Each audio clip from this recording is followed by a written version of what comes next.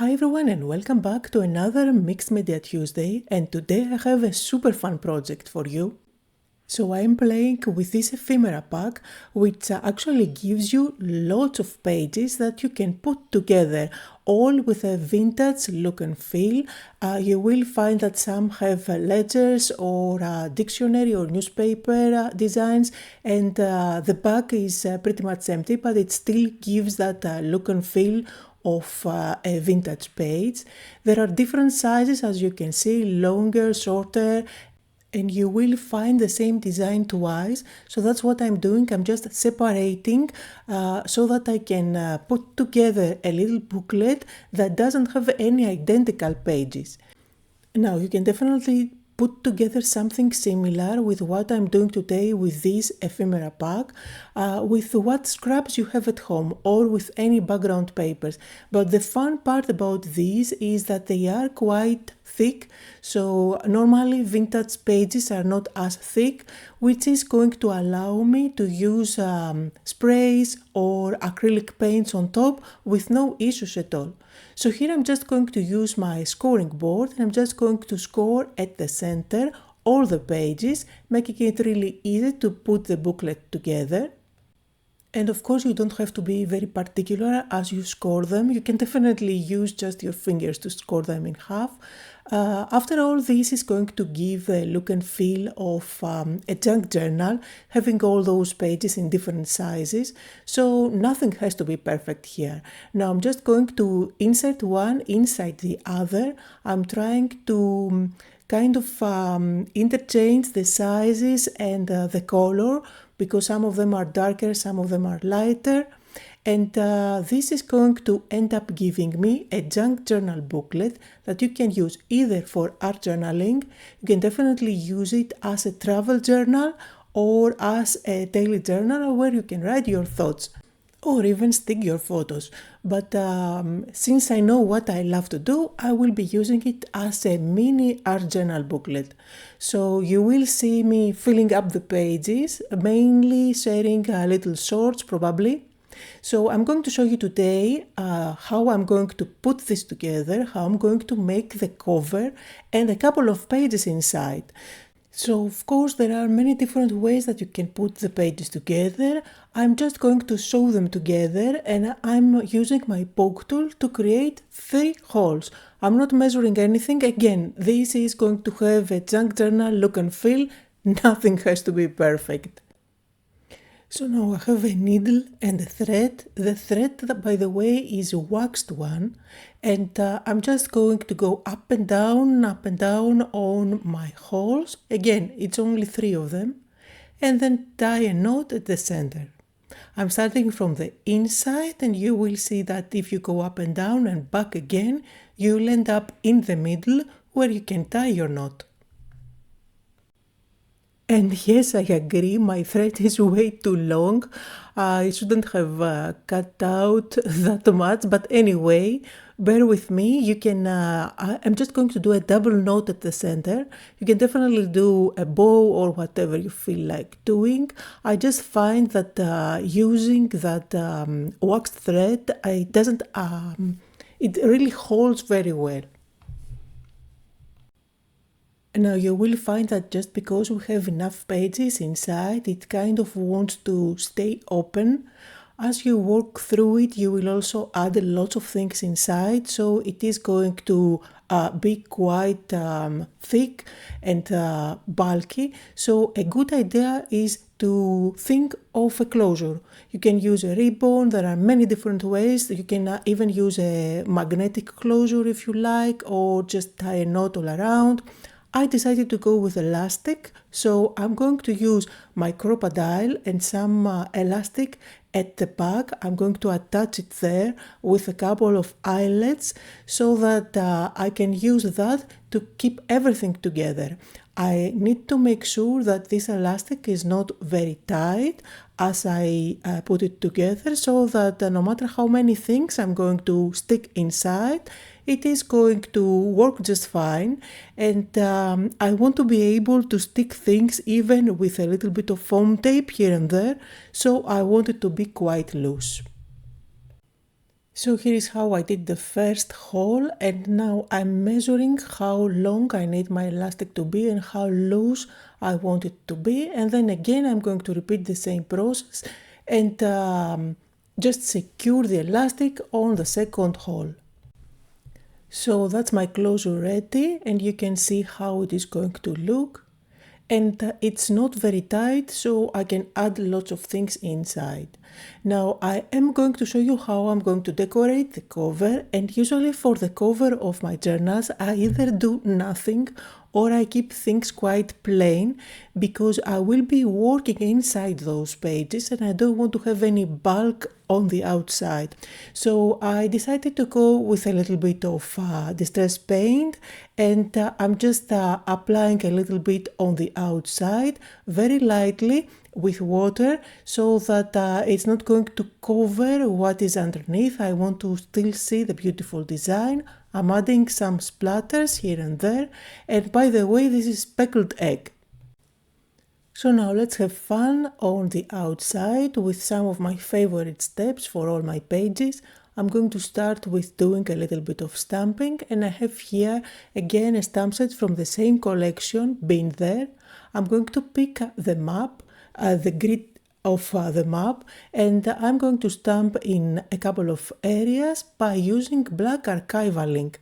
For the cover, I like to go mainly with archival mediums like the acrylic paint that I used, as well as the stamping with the archival, just because they stay permanent, and even if I touch this cover with something wet while I'm working on the inside, because I may use sprays and other mediums on the inside, it's not going to ruin the outside.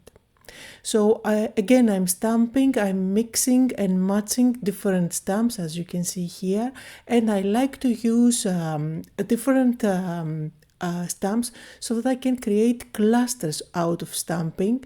I even like to use longer words like this one. And at this stage, I am just having fun with this layer without overthinking of what I'm going to do on top of it. But I know that whatever I do, it's going to be quite plain because it is the cover. So now I'm going to do a little bit of ink blending around the edges, and this is ground espresso, a dark brown one that matches perfectly with what with the vintage look and feel of this booklet.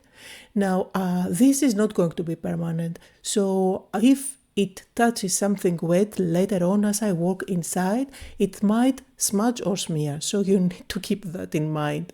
I'm also going to add some splatters, again by using the same ink pad since I do have it on my table. And then I'm happy with the splattering. I want to add some texture on my cover, so I will do that with a stencil, and this is a lovely stencil with 4 different areas. Absolutely love this one, and I will use the first with the arrows and the dotted lines. I am going to just use my paste and go over it.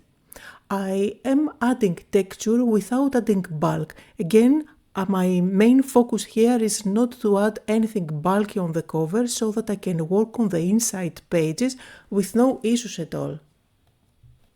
So I just picked a couple of pieces as accent points from my ephemera pack, and I'm going to stick them down completely flat with glue at the back, making sure that nothing sticks out and nothing is in the way of my elastic. So I'm going to finish it off by adding some white splatters because why not? I just love them. And this is going to be the cover of my little journal. I will share 2 more pages on the inside, and then at the end of the video you can see close-up photos of everything. So in the ephemera pack you will find lots of tags and tabs that you can use. I'm using one of them, which is going to end up as a pocket on the first page, on the first cover at the back, And this is where I can add some little pieces that I can use later on my pages, or even just tag inside some tags. So here I'm just going to add a tag. I like to ink up everything since this is going to have a little bit of a vintage look and feel. So again, from my ephemera pack, I just pick a phrase which I'm going to stick there. And of course I kept the back quite plain. You can definitely do some stamping or add some acrylic paint or even stick some pattern paper. I'm just going to ink up the edges and I'm happy with how it looks, as I don't want to end up having two busy pages. So I am going to work on the other one now. And I'm just applying a little bit of white acrylic paint. You can definitely do that with gesso if you want. And I'm doing that because it's going to create some lighter areas where I can go ahead and use my ribbons. You will see that in a minute. For now, I'm just trying to plan ahead a little bit, which is something that I don't normally do. So I have those laser cut pieces and I'm just trying to decide what I want to use. But in any case, again, I couldn't plan ahead. I just want to go back to my page and have fun with it. So I picked the stencil that I used on the outside and I'm just going to add some dots here and there at the background, again by using the same white acrylic paint and a very stiff brush. So here are the ribbons from the same collection. I decided to go with a piece of the map. I like that it is so abstract looking and it is going to go perfectly on top of my page, adding a little bit of color but without overwhelming the background. By the way, my white acrylic paint is completely dry, otherwise your ribbons are not going to transfer well. Make sure that you are working on a dry surface. I like to rub it with my ball tool. I find that it makes the perfect tool for that, and it's going to transfer beautifully. Look how lovely my page is looking already. I decided to go with this suitcase and I am going to ink up the edges first. And as my focal point for this page, I decided to go with a suitcase. I'm going to pick up elements from the laser cuts and I am going to create a slit where I can add all those cutout pieces inside my suitcase. So I'm going to play a little bit with my pieces, just decide what is going to look best, what I want to have inside the suitcase, and we can have all kinds of things coming out of there. And once I'm happy, I'm going to stick them down, and this is going to be my main focal point. Now, I didn't do any stamping on my page, which is something that I always do and for some reason I cannot stay away from. I do have another stamp set, again from the same collection. I'm going to pick a few of them and just stamp here and there on the background to make it look more interesting. And again, sometimes I just stamp with my fingers, other times I just use a stamping block. When it comes to art journaling, I prefer going with my fingers instead of a stamping block because I want to manipulate the stamp better and end up with a more organic look rather than having the perfect impression. So I'm playing with my focal point. I'm going to add a couple of extra pieces from the laser cutouts and I'm going to stick everything together. I absolutely love making travel themed pages for some reason, and this is going to be a little booklet where I will have lots of fun, not only with this collection but with other little bits and pieces that I have on my desk. I am thrilled to show you how this is going to end up as I share the pages one after the other. So I'm going to finish it off by adding some white splattering here and there, and then I'm going to share some close-up photos where you can see the details better. Down below in the description you can find a list of all the supplies that I used. I hope that you had fun today, that you got inspired. Thank you all so much for joining me and I'll see you all next time.